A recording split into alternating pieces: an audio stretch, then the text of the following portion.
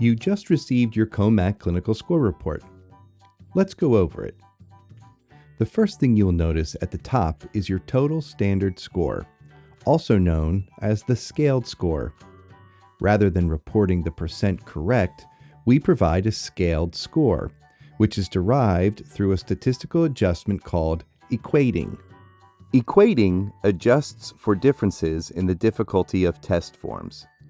Because different forms vary in item difficulty, raw scores, which are simply based on how many items you answer correctly, should not be compared directly.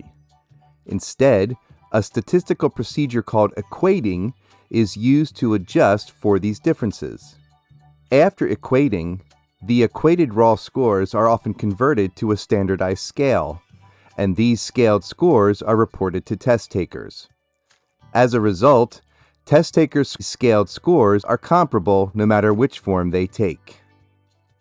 The scale is developed based on a norm group consisting of osteopathic medical students who took the COMAT clinical assessment for the first time during the 2021 to 2022 and 2022-2023 school years. The scaled scores for this norm group have a mean of 100, a standard deviation of 10, and a score interval of 1, with the scale ranging from 9 to 200. Scores above 100 indicate a performance above the average of the norm group. Under the standard score, you will see the standard error of measurement. No measurement tool is perfectly precise, so your score is not a fixed point. Instead, you can think of it as an elastic band that stretches based on the standard error of measurement. Your true ability, or your actual level of knowledge in the subject being assessed, is likely within one standard error of measurement based on a scaled score. For example, if your scaled score is 105 and the standard error of measurement is 5, your true score is likely to fall within the range of 100 to 110, 105 plus or minus 5. Let's look at the chart.